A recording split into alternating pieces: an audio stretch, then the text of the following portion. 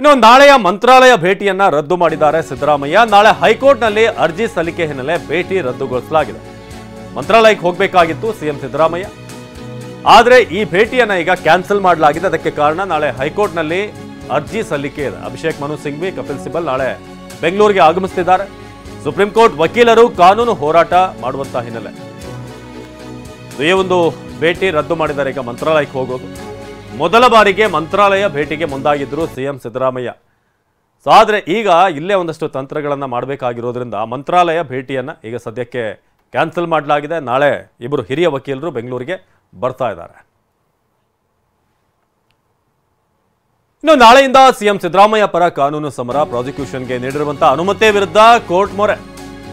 ರಾಜ್ಯಪಾಲರ ನಡೆ ಕಾನೂನು ಬಾಹಿರ ಅಂತ ವಾದಿಸೋದಕ್ಕೆ ಸಿದ್ಧತೆ ಆಗ್ತಾ ಇದೆ. ಪ್ರಾಸಿಕ್ಯೂಷನ್ ಅನ್ನ ಏನು ಆದೇಶವನ್ನು ಕೊಟ್ಟಿದ್ದಾರೆ ಅದೇ ಕಾನೂನು ಬಾಹಿರ, ಕಾನೂನು ಪ್ರಕಾರವಾಗಿ ಅವರು ಮಾಡಿಲ್ಲ ಅನ್ನೋದನ್ನ ವಾದಿಸೋದಕ್ಕೆ ಈಗ ಮುಂದಾಗಿರೋದು. ಭ್ರಷ್ಟಾಚಾರ ನಿಯಂತ್ರಣ ಕಾಯ್ದೆಯ 17A SOP ಏನಿದೆ ಅದನ್ನ ಕಂಪ್ಲೀಟ್ ಆಗಿ ಬ್ರೇಕ್ ಮಾಡಿದ್ದಾರೆ ಅನ್ನೋದು ಈಗ ಕಾಂಗ್ರೆಸ್ನ ಒಂದು ಪಾಳ್ಯದಲ್ಲಿ ನಡೆದಿರುವಂತಹ ಚಿಂತನೆ. ಇದನ್ನ ನಾವು ಮುನ್ನೆಲೆಗೆ ತರಬೇಕು, ಈ ಮೂಲಕ ಕೋರ್ಟ್ನಲ್ಲಿ ವಾದ ಮಂಡಿಸಬೇಕು ಅಂತ ಈಗ ಚಿಂತನೆ ನಡೀತಾ ಇದೆ. 17A SOP ಉಲ್ಲಂಘನೆ ಮಾಡಿದ್ದಾರೆ ರಾಜ್ಯಪಾಲರು ಅಂತ. ಸೊ ಕೋರ್ಟ್ನಲ್ಲಿ ಸಿಎಂ ಪರ ವಾದ ಮಂಡಿಸೋದಕ್ಕೆ ವಕೀಲರು ಸಿದ್ಧತೆಯನ್ನು ನಡೆಸಿದ್ದಾರೆ. ರಾಜ್ಯಪಾಲರು ನೀಡಿರುವಂತಹ ಪ್ರಾಸಿಕ್ಯೂಷನ್ ಕಾನೂನು ಬಾಹಿರ, ಭ್ರಷ್ಟಾಚಾರ ನಿಯಂತ್ರಣ ಕಾಯ್ದೆಯ 17A SOPಯನ್ನು ಉಲ್ಲಂಘಿಸಲಾಗಿದೆ.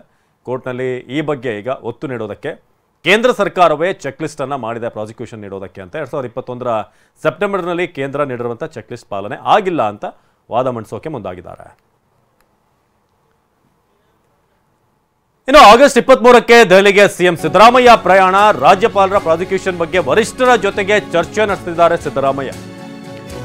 ಆಗಸ್ಟ್ 23ನೇ ತಾರೀಕು ದೆಹಲಿ ಪ್ರವಾಸ ಕೈಗೊಳ್ಳಲಿದ್ದಾರೆ ಸಿಎಂ ಸಿದ್ದರಾಮಯ್ಯ. ರಾಜ್ಯಪಾಲರ ಪ್ರಾಸಿಕ್ಯೂಷನ್ ವಿಚಾರಕ್ಕೆ ಸಂಬಂಧಪಟ್ಟ ಹಾಗೆ ವರಿಷ್ಠರನ್ನ ಭೇಟಿಯಾಗಿ ಪ್ರಸಕ್ತ ಬೆಳವಣಿಗೆಗಳ ಬಗ್ಗೆ ಚರ್ಚೆ ಮಾಡೋದಕ್ಕೆ ಮುಂದಾಗ್ತಿದ್ದಾರೆ.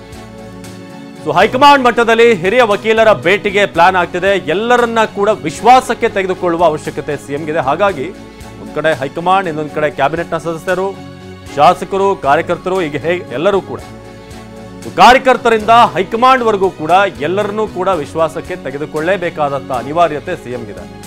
ಇದರ ಬೆನ್ನಲ್ಲೇ ಆಗಸ್ಟ್ 22ರಂದು CLP ಮೀಟಿಂಗ್ ಅನ್ನು ಕೂಡ ಕರೆದಿದ್ದಾರೆ. ಎಲ್ಲಾ ಶಾಸಕರು ಕೂಡ ಹಾಜರಾಗಬೇಕು ಅಂತ ಪ್ರತಿ ಹಂತದಲ್ಲೂ ಕೂಡ ಎಚ್ಚರಿಕೆ ಹೆಜ್ಜೆಯನ್ನ ಇಡಲಾಗ್ತಾ ಇದೆ. ವರಿಷ್ಠರು, ಹಿರಿಯ ವಕೀಲರ ಭೇಟಿಗೆ ಸಿಎಂ ದೆಹಲಿ ಪ್ರಯಾಣ.